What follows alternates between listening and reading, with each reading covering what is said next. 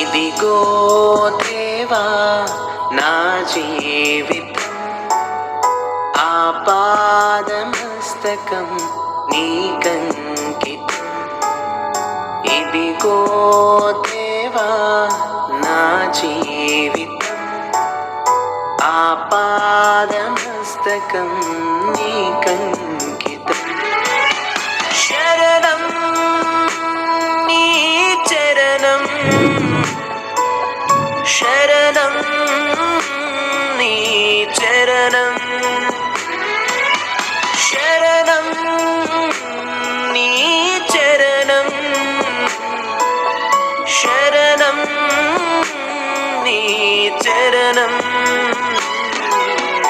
ఇదిగో దేవా నా జీవితం ఆపాదమస్తకం నీకంకితం. ఇదిగో దేవా నా జీవితం ఆపాదమస్తకం నీకంకితం. ప్రియమైనటువంటి దేవుని బిడ్డలకు మన ప్రభు అయిన యేసు పరిశుద్ధ నామములో వందనాలు శుభాలను తెలియజేస్తూ త్రిత్వము తరువాతి 9వ ఆదివార ఆరాధనకు మిమ్మల్ని అందరూ కూడా ప్రేమపూర్వకంగా ఆహ్వానిస్తున్నాను. ప్రార్థన చేసుకున్నాను. కృపగలిగిన దేవ మహాపరిశుద్ధుడా, నీ పరిశుద్ధ నామముకు వందనాలు. గడిచిన ఆదివారం నుండి ఆదివారం వరకు నీ కృపలో మా సంఘమును ఉన్న ప్రతి కుటుంబాన్ని బిడ్డలను యూట్యూబ్ ఛానల్ ద్వారా దైవ సందేశాన్ని వీక్షిస్తున్న ప్రతి నీ కుమార్తెను నీ కుమారులను బిడ్డలను మీరు కాపాడిన విధానం బట్టి వందనాలు. దేవాని కృపలో మరొక పర్యాయము ఈ దైవ సందేశాన్ని బిడ్డలకు అందించడానికి మీరు మాకు ఇచ్చిన కృపను బట్టి వందనాలు చెల్లిస్తున్నాం. నీ కృపలో ప్రభా ఈ వాక్య సందేశము అందిస్తున్నట్టు నన్ను మీరు ముట్టండి. బిడ్డలకు ఎలాంటి వర్తమానం కావాలో అటు వర్తమానాన్ని మీరు అందించండి. ఈ వాక్యం ఇచ్చిన ప్రతి బిడ్డ హృదయాల్లో కూడా మంచి నేలను పడినటువంటి విత్తనాలు ఏ విధంగా ఫలించి అభివృద్ధి చెందినవాడు ఆ రీతిలో ఫలించి అభివృద్ధి చెందడానికి సహాయంగా దయచేయమని యేసు నామమున అడిగి వేడుకుంటున్నాను తండ్రి. ఆమేన్. ప్రియమైనటువంటి దేవుని బిడ్డలారా, త్రిత్వం తరువాతి 9వ ఆదివారంలో దేవుడు మనకిచ్చిన ఈ శుభ తరుణాన్ని బట్టి దేవునికి వందనాలు చెల్లిస్తూ దేవుడు మనకిచ్చినటువంటి మంచి సమయంలో మంచి సువర్తమానాన్ని వినడానికి ప్రతి వారు కూడా సిద్ధపడాలని మిమ్మల్ని అందరూ కూడా ప్రేమపూర్వకంగా ఆహ్వానిస్తున్నాను. ఈరోజు మనకు ఇవ్వబడినటువంటి పాఠ్యభాగాల్లో పత్రికా పాఠ్యభాగముగా కొరింథీయులకు రాసిన మొదటి పత్రిక 10వ అధ్యాయము 6 నుంచి 13 వచనాలు, సువార్త పాఠ్యభాగంగా లూకా సువార్త 16వ అధ్యాయం 1 నుంచి 9 వచనాల వరకు ఉన్నటువంటి లేఖన భాగాల్లో సువార్త పాఠ్యభాగము లూకా సువార్త 16వ అధ్యాయం 1 వచనాన్ని మనం ధ్యానాంశంగా తీసుకున్నాం. మరియు ఆయన తన శిష్యులతో ఇట్లనెను, ఒక ధనవంతుని యొద్ద ఒకరు గృహ నిర్వాహకుడుండెను. వాడు అతని ఆస్తిని పాడు చేయుచున్నాడని అతని యొద్ద వాని మీద నేరము మోపబడగా అతడు వాని పిలిపించి నిన్ను గురించి నేను వివరించు నీ మాట ఏమిటి? నీ గృహ నిర్వాహకత్వపు లెక్క అప్పగింపుము, నీవు ఇక మీదట గృహ నిర్వాహకుడు అయి ఉండవలదని వానితో చెప్పాను. ప్రియమైనటువంటి దేవుని సంగమా, దేవుని బిడ్డలారా, దేవుని యొక్క మహాప్రేమను కృపలో గృహ నిర్వాహకత్వాన్ని గురించి దేవుడి దినాన మనతో మాట్లాడుచున్నాడు. ఒక ధనవంతుని యొద్ద ఒక గృహ నిర్వాహకుడు ఉన్నాడు. ఆ గృహములో యాజకత్వం, అందులో ఉన్నటువంటి సమస్తాన్ని చూసుకునేటటువంటి ఆ గృహ నిర్వాహకుని యొక్క లెక్క అప్పజెప్పమని ఆ యజమానుడు అతన్ని అడిగినప్పుడు ఆయనలో ఉన్నటువంటి పొరపాట్లన్నీ కూడా బయటకు వచ్చేసింది. పాలస్తీనా ప్రాంతంలో పెద్ద పెద్ద కుటుంబాలలో ఈ గృహ నిర్వాహకత్వం అనేటటువంటిది ఉంటూ ఉండేది. పెద్ద పెద్ద కుటుంబాల్లో బిడ్డల యొక్క గృహ నిర్వాహకుడు ఉండి ఆ వచ్చినటువంటి ధనాన్నంతా కూడా చక్కగా సేకరించి ఆ ధనాన్ని చక్కగా వినియోగపరుస్తూ మంచి వాటికి చక్కగా ఉపయోగిస్తూ ఆ ధనాన్ని ఇంకా వారికి సమృద్ధిగా లోటు లేనటువంటి విధంగా వారు ఆ ధనాన్ని ఉపయోగిస్తూ ఉండేవాడు. అదే క్రమంలో ఇక్కడ మనం చూసినట్లయితే ఆదికాండము 15వ అధ్యాయం 2వ వచనంలో అబ్రహాము ఆస్తి అంతటి మీద దమస్కు వాడైన ఎలియాజరు కూడా గృహ నిర్వాహకుడుగా ఉన్నాడు. చూడండి, కష్టపడి అబ్రహాము చాలా ఆస్తిని సంపాదిస్తే ఆ ఆస్తి అంతటి మీద ఎలియాజరు ఇక్కడ గృహ నిర్వాహకుడుగా ఉన్నాడు. అబ్రహాము కూడా అక్కడే బాధపడుతున్నాడు. అయ్యో, నా ఆస్తి అంతటికి నాకు వారసుడు లేడే, ఈ ఆస్తి అంతటికి కూడా ఎలియాజరే కారకుడు కదా అని చెప్పి అంటున్నాడు. కాబట్టి ఇట్లాంటి విషయాల్లో మరి చక్కని గృహ నిర్వాహకం చక్కగా నిర్వహించే విషయంలో మనం చాలా జాగ్రత్తగా ఉండాలి. క్రైస్తవ బిడ్డలుగా ప్రాముఖ్యంగా ఉద్యోగ వ్యవస్థలో నీకు ఉద్యోగాన్ని నీకు అప్పగించినప్పుడు దాన్ని బాధ్యతాయుతముగా చేయవలసినటువంటి వాడుమైనా. రెండోది, మంచి గృహాన్ని దేవుడు నీకు ఇచ్చాడు. మంచి భార్యను బిడ్డలు ఇచ్చినప్పుడు ఆ భార్య బిడ్డలు కూడా నువ్వు జాగ్రత్తగా చూసుకోవలసినటువంటి వారమైనా. రెండవదిగా, సంఘాన్ని నీకు అప్పగించినప్పుడు సంఘ పెద్దలుగా మీ బాధ్యతను మీరు నిర్వర్తించాలి. సంఘ కాపరిగా దేవుడు సంఘాన్ని విశ్వాసులు నీకు అందించినప్పుడు ఆ సంఘం ఉన్నటువంటి విశ్వాసులందరూ కూడా ప్రార్థన ఆత్మీయ జీవితంలో చక్కగా వారిని నడిపించవలసినటువంటి భారాన్ని దేవుడు నీ మీద ఉంచాడు. పాత నిబంధన కాలంలో ఈ గృహ నిర్వాహకుడు స్టీవార్డ్షిప్ అనేటటువంటి మాటను మనం జ్ఞాపకం చేసుకుంటే, ఇంటి పనుల మీద అధికారిగా ఉన్నటువంటి వారిని ఈ స్టీవార్డ్షిప్ అనేటువంటి మాటగా వారి వ్యక్తిని సూచించారు. అదే మాట గృహ నిర్వాహకుడు అనేటటువంటి మాటను నూతన నిబంధనలోనికి వచ్చేసరికి కొంత ఆస్తి మీద అధిపతిగా ఉంచబడినటువంటి వ్యక్తికి సూచించే వారికి ఈ స్టీవార్డ్షిప్ అనేటువంటి పదాన్ని వాడటం జరిగింది. తర్వాత రానున్నటువంటి కాలంలో ఈ పదము దైవ సేవకుల కొరకు, విశ్వాసం అనే ఒక గృహము, క్రైస్తవం అనేటువంటి గృహములో దైవ సేవకులు అనేటటువంటి వారు, యాజకులు అనేటటువంటి వారు విశ్వాసులను సరిగా చూసుకునేటటువంటి బాధ్యతాయుతమైనటువంటి వారిగా ఈ పదమును దైవ సేవకులకు వాడబడి ఉంది. కాబట్టి ఈ గృహ నిర్వాహకత్వంలో దేవుడు నీకు ఇచ్చినటువంటి బాధ్యతను సరైనటువంటి రీతిలో నువ్వు చూసినప్పుడు దేవుని యొక్క ఆశీర్వాదాలను పొందుకుంటావు. లేకపోతే దేవుడు నీకు ఇచ్చినటువంటి ఆ యొక్క గృహ నిర్వాహకత్వపు లెక్కను నువ్వు సరిగా వినియోగించకుండా దుర్వినియోగం పరిస్తే, ఆ లెక్క సరిగా అప్పచెప్పక లేకపోతే దేవుడు నిన్ను ఆ పదవి నుంచి తీసివేస్తాడు. కాబట్టి ఇక్కడ కూడా ఈ గృహ నిర్వాహకుడిని యజమానుడు పిలిచాడు. అయా, నేను నీకు ఇచ్చినటువంటి ఇందులో నువ్వు సరిగా చేయట్లేదని నేను వింటున్నాను. నీకు కుటుంబాన్ని ఇచ్చాను, భార్యను ఇచ్చాను, బిడ్డలు ఇచ్చాను, వారిని ఏ విధంగా నువ్వు చూసుకుంటున్నావు అని దేవుడు రేపు లెక్క అడిగేటటువంటి ఒక నాలుగు దినం ఉన్నది. సంఘం ఇచ్చాను, సంఘాన్ని ఏ విధంగా పోషిస్తున్నావు ఆత్మీయ ఆహారం చేత అని కాపరిని అడిగేటటువంటి విధానం ఉన్నది. సంఘ పెద్దలను కూడా, అయా నేను సంఘ పెద్దలు నియమించాను, సంఘంలో విశ్వాసుల పట్ల నీ యొక్క ప్రవర్తన ఎలా ఉన్నది, విశ్వాసులు ఎలా ఉన్నారు, వారి గురించి ఆలోచన చేస్తున్నాం అనేటువంటి విధానం కూడా దేవుడు ప్రతి వారిని లెక్క అప్పచెప్పవలసినటువంటి విధానం ఒకటి ఉండదనే విషయాన్ని జ్ఞాపకం చేసుకోవాలి.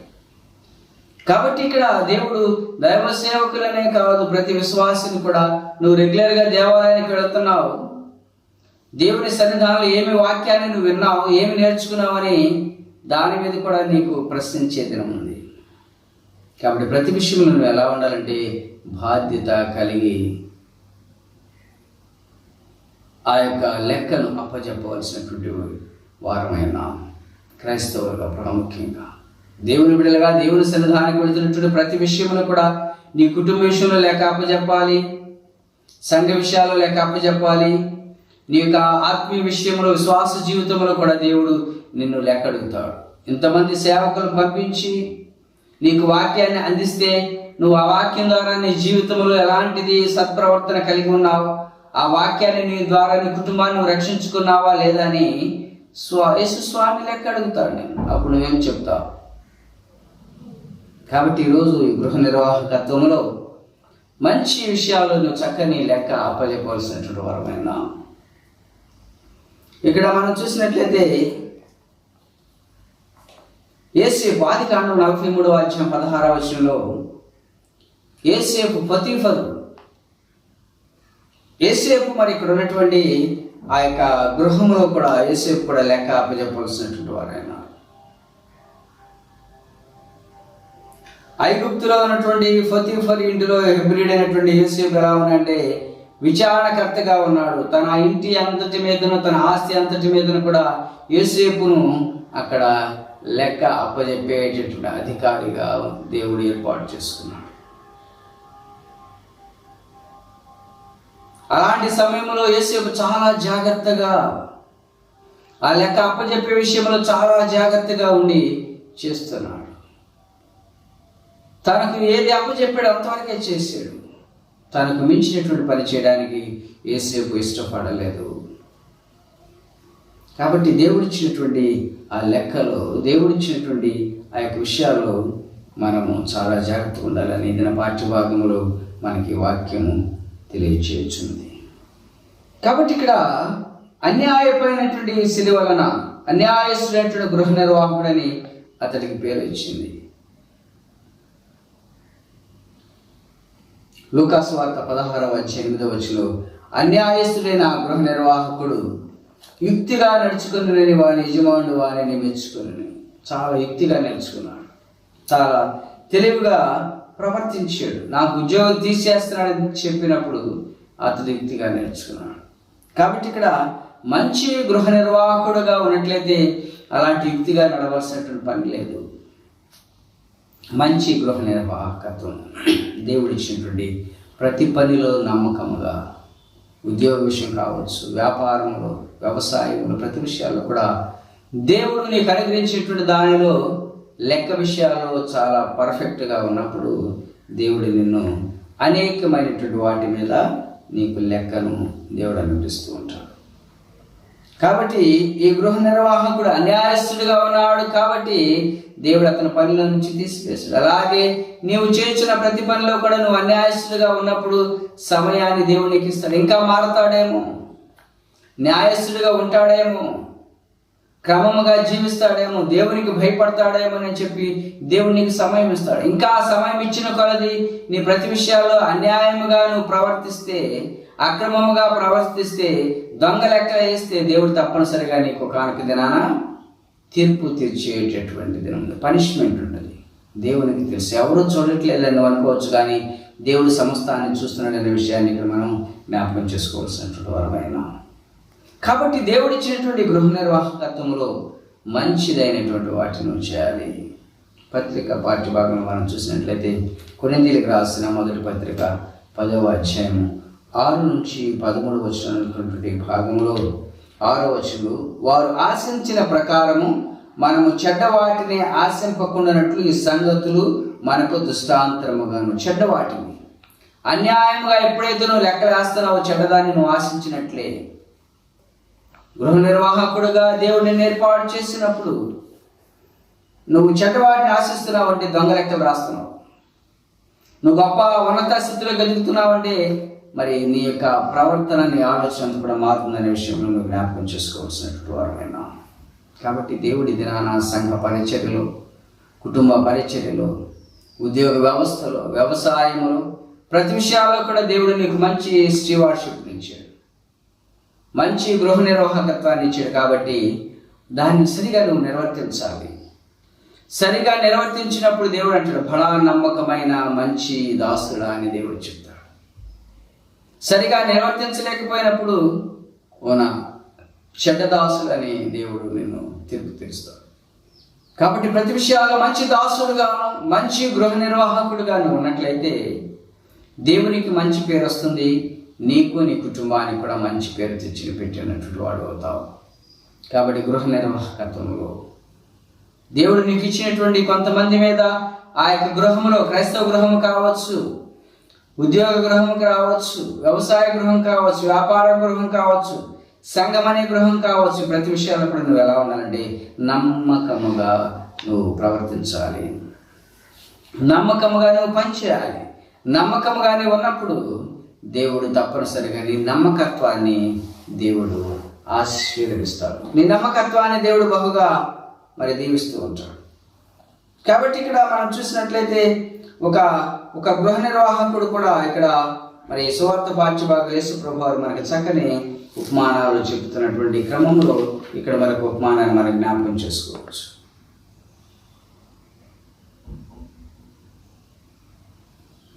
ఒక గృహ నిర్వాహకుడు ఏం చేశాడండి, ఇక్కడ కొంతమంది మనుషులను పిలిచాడు. మత్తయి సువార్త 25:14-30 ఒక మనుషుడు దేశాంతరానికి వెళుతూ తన ఆస్తిని దాసులకు అప్పగించి ఒకనికి 5 తలాంతులు ఇచ్చాడు, ఒకనికి 2 తలాంతులు ఇచ్చాడు, ఒకనికి 1 తలాంతు ఇచ్చాడు, వారి వారి సామర్థ్యం చొప్పున ఇచ్చాడు.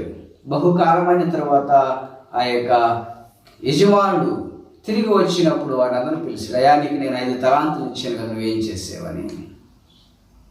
5 తలాంతుల మీద నేను అధికారిగా ఉంచాను, నువ్వు ఏ విధంగా వాటిని జాగ్రత్త చేసేవని అడిగినప్పుడు 5 తలాంతులు ఇచ్చినటువంటి వ్యక్తి ఏమనంటే, అయ్యా, నేను దానితో ఇంకొక 5 తలాంతులు సంపాదించానని చెప్పాను.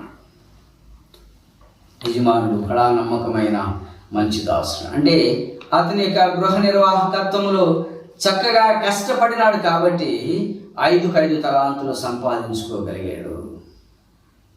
అలాగే దేవుడు నీకు ఇచ్చినటువంటి తలాంతులో నీ సామర్థ్యాన్ని బట్టి, నీ పరిస్థితిని బట్టి కూడా నువ్వేం చేయాలంటే కష్టపడి పనిచేయాలి. స్వార్థ పరిచర్లు కూడా నువ్వు కష్టపడినప్పుడు దేవుడు నిన్ను దీవిస్తుంటాడు. దేవుని సన్నిధానానికి వెళుతున్నప్పుడు, దేవుని ఆరాధిస్తున్నప్పుడు నువ్వు దేవునిని భయభక్తులతో శ్రద్ధతో ఆరాధించినప్పుడు దేవుని యొక్క విశ్వాస జీవితాన్ని దీవిస్తాడు. విశ్వాసంలో నువ్వు ఫలభరితం అవుతావు, విశ్వాస జీవితంలో నువ్వు అభివృద్ధి చెందుతావు, ఆశీర్వదింపబడతావు. కాబట్టి దేవుడు కోరుకుంటుంది కూడా అదే అనే విషయాన్ని జ్ఞాపకం చేసుకోవాలి. అక్కడ యజమానుడు అంటున్నాడు, ఈ కొంచెములో నమ్మకముగా ఉన్నావు, నిన్ను అనేకమైన వాటి మీద నియమిస్తున్నాను, వచ్చిన ఆ సంతోషంలో పాలు పంచుకొని ఆ యొక్క యజమానుడు చెప్తున్నాడు. చూడు, కొంచెములో నమ్మకముగా ఉండాలి, కొంచెములో విధేయతగా ఉండాలి, కొంచెములో నీవు మంచి నిర్వాహకత్వాన్ని ఆచరించవలసినటువంటి వారమైన దేవుని వాక్యం ఏంటంటే ప్రియమైనటువంటి వారులాగా నీ భర్తను మోసం చేస్తున్నావు, అనేక కార్యాలు చేయొచ్చు, నీ ధనాన్ని దాచుకోవచ్చు, నీ ధనాన్ని అన్యాయంగా ఖర్చు చేయొచ్చు. దేవుడు నిన్ను అప్పుడు బడా నమ్మకమని చెడ్డదాసుడా అంటాడు, దాసురాలా అంటాడు. కాబట్టి దేవుడు నీకు ఇచ్చినప్పుడు నీ భర్త పట్ల బిడ్డల పట్ల నమ్మకంగా ఉండాలి. ఇచ్చినటువంటి ధనాన్ని నువ్వు జాగ్రత్తగా, మరి అనవసరమైన ఖర్చులు కాకుండా జాగ్రత్తగా వినియోగించాలి. దేవాలయ విషయంలో కూడా బాధ్యత ఇచ్చినప్పుడు సంఘ పెద్దల విషయాల్లో, సంఘ కాపర విషయాల్లో కూడా నీకు ఇచ్చినటువంటి దానిని జాగ్రత్తగా చేయవలసినటువంటి వారమైన. కాబట్టి దేవుడు ఇక్కడ 2వ వ్యక్తిని పిలుస్తున్నాడు. ఇంకొక వ్యక్తికి 2 తలాంతులు ఇచ్చినటువంటి వ్యక్తి కూడా ఏం చేసేయంటే అతడు కూడా 2కు 2 సంపాదించాడు. అతను కూడా బడా నమ్మకమైనటువంటి మంచి దాసుడు. 1 తలాంతు ఇచ్చినటువంటి వ్యక్తిని పిలిచాడు. పిలిచిన ప్రయాణం ఇచ్చినటువంటి తలాంతు నేను భూమిలో దాచిపెట్టాను, తెచ్చి తిరిగి విచ్చివేయగా అతని యజమానుడు అంటున్నాడు, ఇతని కాళ్ళు చేతులు కట్టి చీకటిలోనికి నెట్టివేయండి. అతని గురించి ఏమనంటే సోమరి అయిన చెడ్డదాసుడా, బాధ్యత లేదు, రెస్పాన్సిబిలిటీ లేదు. దేవుడు నాకు ఒక మంచి తలాంతునిచ్చాడే, దాన్ని నేను అభివృద్ధి చేద్దామనే ఆలోచన కూడా సోమరిగా ఉన్నాడు, బాధ్యత లేనటువంటి విధానం ఉన్నాడు. కాబట్టి దాన్ని తీసుకెళ్ళి భూమిలో దాచిపెట్టాడు. యజమాని రాగాలు తీసుకుని ఇచ్చేసాడు, ఇదిగా నువ్వు ఇచ్చిన 1 తలాంతుని. కాబట్టి ఆ 2 దాసులు సమయాన్ని గుర్తెరిగారు. 2 దాసులు ఇచ్చినటువంటి దానిని కష్టపడి దాని రెట్టింపుగా ఇచ్చాడు. కాబట్టి కొంచెంలో వారు నమ్మకంగా ఉన్నారు కాబట్టి అనేకమైనటువంటి వాటి మీద వారిని చక్కగా అభివృద్ధి పరిచారు. కాబట్టి ఈ స్టీవార్డ్షిప్, గృహ నిర్వాహకత్వం అనేటటువంటిది శరీరము, మనసు, ఆత్మల విలువ సమ్మేళనమైనటువంటి విషయాన్ని జ్ఞాపకం చేసుకోవాలి. క్రైస్తవ గృహ నిర్వాహకుడు ఆ మనస్సును ధరించాలి. కాబట్టి క్రైస్తవ గృహ నిర్వాహకత్వంలో చాలా రెస్పాన్సిబిలిటీ అనేది చాలా ప్రాముఖ్యం. కాబట్టి ఇక్కడ పౌలు కొరింథీ సంఘానికి రాస్తున్నాడు. కొరింథీలకు రాసిన మొదటి పత్రిక 4వ అధ్యాయం 1-2 వచనం మనం జ్ఞాపకం చేసుకున్నట్లయితే, ఇలాగున క్రీస్తు సేవకులు మరియు దేవుని మర్మముల విషయంలో గృహ నిర్వాహకులు మరియు ప్రతి మనుష్యుడు మమ్మును భావింపవలెను, మరియు గృహ నిర్వాహకులలో ప్రతి వాడును నమ్మకమైన వాడై ఉండుట ఆవశ్యము. దైవ సేవకుల పట్ల దేవుని మర్మం విషయంలో గృహ నిర్వాహకుల మరియు ప్రతి మనుషుడు మమ్మల్ని భావించాలి. దేవుని యొక్క వాక్యం బోధించే విషయంలో కూడా కష్టపడి పనిచేయాలి. మంచి మంచి వర్తమానమును విశ్వాసులకు అందించాలి. వారి ఆత్మలు ఎదుగునట్లుగా, వారి ఆత్మీయ జీవితం ఫలించినట్లుగా మరి క్రీస్తు సేవకులు పనిచేయాలి. ఏదో చెబుదామని అనుకుంటే అది కాదు. ఈ ఒక తలాంతు ఇచ్చినటువంటి దాసులు వారు ఉంటారు. 2 తలాంతులు 5 తలాంతులు ఇచ్చినటువంటి ఆ యొక్క దాసులు ఏ విధంగా కష్టపడ్డారు, ఎంత శ్రమించారు, సమయాన్ని వృధా చేయకుండా ఉన్నారు. అలాగే క్రైస్తవ విశ్వాసి కూడా చెప్పిన వాక్యాన్ని మరలా నెమరవేసుకుంటూ నీవు వాక్య పరిచర్యలో అభివృద్ధి చెందాలి. విశ్వాస జీవితంలో అభివృద్ధి చెందాలి. దైవ సేవకులు ఇచ్చే వర్తమానంలో మరి నువ్వు ఆ వర్తమానాన్ని నీ హృదయం అనే పలక మీద భద్రం చేసుకుని ఆ వర్తమానం ద్వారా నీ ఆత్మీయ జీవితాన్ని కూడా అభివృద్ధి చేసుకోవాలి. అదే క్రిస్టియన్ స్టీవార్డ్షిప్, క్రైస్తవ గృహ నిర్వాహకత్వంలో. దైవ సేవకులు కూడా నా బిడ్డలు, నా సంఘము, నా గొర్రెలకు మంచి వర్తమానం అందించాలని వారు కూడా ఆత్మీయ మరి మేలులతో అనేకమైన మంచి దృక్పథాలు కలిగి సంఘానికి మంచి వర్తమానం అందించాలనేటువంటి ఆ యొక్క గృహ నిర్వాహకులకు ఉండాలన్న విషయాన్ని చెప్తున్నాను. కాబట్టి గృహ నిర్వాహకులలో ప్రతి వాడును నమ్మకమైన వాడై ఉండడం ఆవశ్యం. ప్రతి ఒక్కరు కూడా నమ్మకంగా ఉండాలి. ప్రతి పనిలో కూడా నమ్మకత్వాన్ని ఉన్నప్పుడు, ప్రతి పనిలో కూడా నమ్మకత్వాన్ని తెలుసుకున్నప్పుడు దేవుడు వారి యొక్క గృహ నిర్వాహకత్వాన్ని ఆశీర్వదిస్తాడు, ఫలభరితం చేస్తాడు. కనుక ఇదిన పాఠ్యభాగంలో క్రైస్తవులు అనేటువంటి మనము ఎలాంటి నిర్వాహకత్వాన్ని మనం ఆచరిస్తున్నాం? దేవుడు ఇచ్చినటువంటి ప్రతి పనిలో ఇది చిన్న ఉద్యోగం కావచ్చు, లేక సంఘ పరిచర్యలో ఇది చిన్న పాత్ర కావచ్చు. ఆ చిన్న పాత్రని నువ్వు పర్ఫెక్ట్గా చేసినప్పుడు అనేకమైనటువంటి వాటి మీద దేవుడు నిన్ను నియమిస్తూ ఉంటాడు. కాబట్టి ఈ గృహ నిర్వాహకత్వంలో నమ్మకము, సమయాన్ని అన్నిటిని కూడా మిళితం చేసుకుంటూ పరిచయం ముందుకు కొనసాగినప్పుడే దేవుడు నీకు గొప్ప దీవెనలు కలిగించేస్తాడు. కాబట్టి క్రైస్తవ కుటుంబ వ్యవస్థలో ఈ గృహ నిర్వాహకత్వం అనేటువంటిది చాలా ప్రాముఖ్యమైనటువంటిది. ఇదేముందలే నాదని చెప్పి నువ్వు నిర్లక్ష్యంతో ఉన్నట్లయితే ఈ యొక్క ఒక తలాంతు ఇచ్చినటువంటి చెడ్డదాసుల వల్ల నిన్ను కాళ్ళు చేతులు కట్టి అగ్నిగుణంలో పడవేస్తారు. కాబట్టి ప్రతి విషయంలో నువ్వు ఎలా ఉండాలంటే నమ్మకత్వము కలిగి ఉండాలి. 2వది బాధ్యత కలిగి ఉండాలి. 3వది విశ్వాసంలో ముందుకు కొనసాగిపోవాల్సినటువంటి వారమైనా. కాబట్టి ఈరోజు పాఠ్యభాగం ఇచ్చినటువంటి ప్రియమైనటువంటి దేవుని బిడ్డలారా, నీకు ఇచ్చినటువంటి కుటుంబ వ్యవస్థలో నువ్వు ఏ విధంగా ఉన్నావు? నాకెందుకులే, ఆయనే కష్టపడి తీసుకొస్తాడు, నా ఇష్టం వచ్చినట్టు నేను వాడదామని చెప్పే లెక్కలో ఉన్నావా? లేక నీకు ఇచ్చినటువంటి బిడ్డల విషయంలో వారిని ఏ విధంగా నువ్వు చక్కని మంచి క్రైస్తవ బిడ్డలుగా వారిని వాక్యం ద్వారా, పాటల ద్వారా వారిని ఏ విధంగా నడిపిస్తున్నావు? నాకెందుకులే, ఆయన చూసుకుంటాడని నువ్వు తినే నిద్రపోతే దేవుడు ఇచ్చినటువంటి బాధ్యతను నువ్వు నిర్లక్ష్యం చేసినటువంటి వ్యక్తి అవుతున్నావు. నీ భర్త పట్ల ప్రార్థనా జీవితం కలిగి ఉండాలి. అదేవిధంగా భర్త కూడా అయ్యో నా భార్యను, నా బిడ్డను సరిగా చూసుకోవాలని ఆ ఇచ్చినటువంటి గృహ నిర్వాహకత్వంలో బిడ్డను చక్కగా పోషించుకుంటూ వారిని క్రైస్తవంలో పెంచుతూ వారికి ఈలోకపరమైనటువంటి విద్యను, ఆత్మీయపరమైనటువంటి విద్యను అందిస్తూ ఆ కుటుంబాన్ని నువ్వు దేవుని కృపలో నడిపించవలసినటువంటి బాధ్యత, భారాన్ని దేవుడిని పైపెట్టాడు. అందుకని పేతురు రాసిన మొదటి పత్రికలో 4వ అధ్యాయం 10వ వచనం ఇక్కడ చక్కని వాక్యాన్ని మనకి ఇస్తున్నాడు. పేతురు రాసినటువంటి మొదటి పత్రిక 4వ అధ్యాయం 10వ వచనం, దేవుని నానా విధమైన కృప విషయమై మంచి గృహ నిర్వాహకులై ఉండి ఒక్కొక్కడు కృపావరం పొందిన కొలది ఒకరినొకడు ఉపచారము చేయండి. పనిచేసి ఒకరికొకరు హెల్పింగ్ చేసుకోవాలి. దేవుని నానా విధమైన కృప విషయమై, దేవుడు నీ పట్ల ఏ విధంగా కృప చూపించినాడు, నీవు కూడా ఇతరుల పట్ల అలాంటి కృప చూపించవలసినటువంటి వారమైన దేవుడు నీకు ఇచ్చినటువంటి కృపావరాన్ని ఇతరులకు పంచిపెట్టాలి.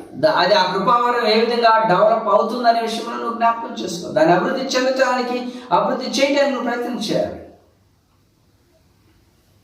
నువ్వు కృపావరంలో అభివృద్ధి చెందిన కొలది ఒకరికొకరు ఉపచారము చేసుకోవాలి, ఒకరికొకరు పరిచర్యలో హెల్పింగ్గా ఉండాలి. అది క్రీస్తు యేసునకు కలిగినటువంటి మనసు.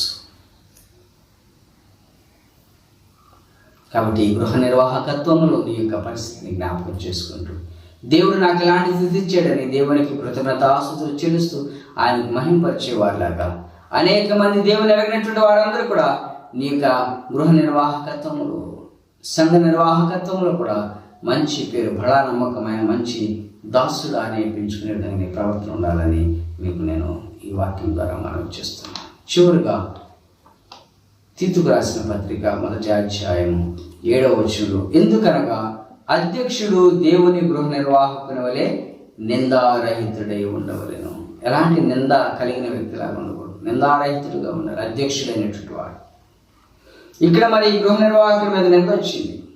ఆయన సరిగా పని చేయట్లేదనేటటువంటి నేరం మోపబడింది కాబట్టి అతడు యుక్తిగా నడుచుకున్నాడు. కాబట్టి ఈ రోజుల్లో అలాంటి యుక్తి మంచిది కాదని దేవుడు ఇది నా పాఠ్యభాగం మనకి నేర్పిస్తున్నాడు. దేవునికి సమస్తము తెలిసి నువ్వు యుక్తిగా ఉన్నావా? సమయ సందర్భాన్ని బట్టి నీ జీవితంలో మరి తప్పుడు లెక్కలేసేవని చెప్పి దేవుడు అడిగినప్పుడు నువ్వు చక్కగా కాకుండా పర్ఫెక్ట్ కలిగినటువంటి క్రైస్తవురాలు ఉండాలని ఈరోజు పాఠ్యభాగంలో దేవుడు మనకు జ్ఞాపకం చేస్తాడు. ఆ విధంగా ఉన్నప్పుడు దేవుడు నేను అనేకమైనటువంటి వాటి మీద నీకు బాధ్యతను అప్పగిస్తాడు. అలాంటి బాధ్యతయుతమైనటువంటి జీవితంలో నీవు చక్కగా బాధ్యత కలిగి దేవుని నామానికి మహింపరిచేబడిలా ఉండాలని ఈ నాయకత్వంలో, స్టీవార్డ్షిప్లో, గృహ నిర్వాహకత్వంలో కూడా నువ్వు మంచి గృహ నిర్వాహకులు ఉండి, మంచి గృహ నిర్వాహకురాలుగా ఉండి బలానమ్మకాన్ని మంచి దాసురాలు అనిపించుకునే వారిలా ఉండాలని మీకు మనవి చేస్తూ ఈ మాటలో ముగించున్నాం. దేవుడి వాక్కులు మన నికడలో ఫలింపు దయచేయను గాక. ఆమేన్. ప్రార్థన చేసుకుందాం. కృపా సత్య సంపూర్ణమైన మా ప్రియ పరలోకపు తండ్రి, మా యేసు రక్షక, నీ పరిశుద్ధ నామమునకు వందనాలు చెల్లిస్తున్నాం. క్రితం తర్వాత 9వ ఆదివారంలో ఈ రీతిగా ప్రభు యూట్యూబ్ ఛానల్ ద్వారా వాక్యాన్ని అందించడానికి మీరు మాకు ఇచ్చిన ఆరోగ్యాన్ని బట్టి, ఆయుష్ని బట్టి, ఈ సమయాన్ని బట్టి కూడా మీకు వందనాలు చెల్లిస్తున్నాం. నాయన, ఎంతమంది బిడ్డలైతే ఈ వాక్యాన్ని విని నేను ఎలాంటి గృహ నిర్వాహకత్వంలో ఉన్నానని, ఒకవేళ వారు మంచి గృహ నిర్వాహకత్వంలో లేకపోతే నాయన వారు తమను తాము మార్చుకునే వాక్యం ద్వారా మంచి గృహ నిర్వాహకుడుగాను, మంచి గృహ నిర్వాహకురాలుగా ఉండటకు సహాయం దయచేయబడుచున్నాం. యూట్యూబ్ ఛానల్ ద్వారా ఒకరు ఆత్మీయంగా బలపరుచుకుని ఆయన వాక్యంలో బలపొందినట్లుగా సహాయం దయచేయబడుచున్నాం. మా యొక్క పరిశుద్ధ యోహాను దేవాలయం, ఆ దేవాలయం సంఘంలో ఉన్నటువంటి ప్రతి కుటుంబాన్ని బిడ్డలు జ్ఞాపకం చేసుకుని కట్టబడుచున్న నూతన దేవాలయం కొరకు ప్రార్థన చేయించున్నాం. ఆ దేవాలయం పనిని ప్రభా నీ కృపలో చక్కగా కంప్లీట్ చేసుకోవడానికి కావాల్సిన ఆర్థిక వనరులను సమకూర్చమడుచున్నాం. దేవానికి చర్చి నిర్మాణ కమిటీ సభ్యులను, సంఘ పెద్దలను, డెలిగేట్స్, పిసిసి మెంబర్స్ను, స్త్రీల సమాజ వారందరికీ నీకు ఇప్పుడు జ్ఞాపకం చేసుకుని సహాయం దయచేయండి. దేవా, యూట్యూబ్ ఛానల్ ద్వారా మరి చక్కగా టెక్నికల్గా అందిస్తున్నటువంటి ప్రియ కుమారుని దాని మీ యొక్క బిడ్డను కూడా మీరు ప్రభా మంచి తలాంతులు చేపట్టిన కూడా మీ సేవలు వాడుకుంటున్న దాన్ని బట్టి వందనాలు చెల్లిస్తున్నాం. యూట్యూబ్ ఛానల్ ద్వారా ఎక్కడెక్కడ ఉన్నటువంటి వీళ్ళు అనేక మంది వాక్యాన్ని చూస్తుండగా వారి హృదయాలలో ఈ వాక్యం పడిన ఆయన ప్రతి ఒక్కరు కూడా మంచి గృహ నిర్వాహకులు లాగా ఉండడం సహాయం దయచేయండి. వారిని నేర్పించి బలపరచమని ఈ కరోనా వైరస్తో బాధపడుతున్న ప్రతి బిడ్డ కొరకు ప్రార్థన చేయించున్నాం. ప్రతి క్రైస్తవ సంఘం కొరకు ప్రార్థన చేయించున్నాం. అనేక సంఘాల ఆరాధన జరగట్లేదు నాయన. అట్టి స్థలాల్లో ప్రభా ఈ వాక్యం విని బిడ్డలు ఆత్మీయంగా బలపడటకు సహాయం దయచేయమని, ఈ వాక్యాన్ని వీక్షిస్తున్న ప్రతి కుటుంబంలో మీ అద్భుత కార్యాలు జరిగించమని పొందమని, ఈ వాక్యాన్ని ఈ విధంగా నిరాటంకంగా కొనసాగించడం కావాల్సిన ఈ కృపాని సహాయం మాకు మెండుగానే గ్రహించి బలపరచమని యేసు పరిశుద్ధ నామములో మిక్కిలి వినయముతో పెట్టుకుని ప్రార్థన చేస్తున్నాం పరమ తండ్రి. ఆమేన్. పరలోకమందున మా తండ్రి, నీ నామం పరిశుద్ధపరచబడును గాక, నీ రాజ్యం మాకు వచ్చును గాక, నీ చిత్తం పరలోకమందు నెరవేర్చినట్లు భూమి యందును నెరవేరును గాక. మా అనుదిన ఆహారాన్ని మాకు దయచేయము. మా ఎడల అపరాధం చేసిన వారిని మేము క్షమించిన ప్రకారం ఆ అపరాధం క్షమించు. మమ్మల్ని శోధనలను తేక దృష్టిని తప్పించు. రాజ్యము, శక్తియు, మహిమ నిరంతరము నీవైన తండ్రి. ఆమేన్. మన పరమ తండ్రి దేవుని ప్రేమయు ప్రభువైన యేసుక్రీస్తు కృపయు పరిశుద్ధాత్మ యొక్క అన్యోన్య సహవాసం ఇప్పుడు ఎల్లప్పుడూ సదాకాలం యూట్యూబ్ ఛానల్ ద్వారా వాక్యాన్ని వింటున్న ప్రతి కుటుంబాన్ని, బిడ్డలను, పరిశుద్ధ యోహాను దేవాలయం, అమరావతి పట్టణం, మారపల్లి క్రైస్తవ సంఘపు బిడ్డలందరికీ దేవుని కృపా కాపుదల సదాకాలము తోడేండి నడిపించి బలపరిచి సమృద్ధికరమైనటువంటి ఈవులు వెంటనే దయచేయను గాక. ఆమేన్, ఆమేన్, ఆమేన్. దేవుని నామానికి వందనాలు. అందరికీ కూడా స్తోత్రం.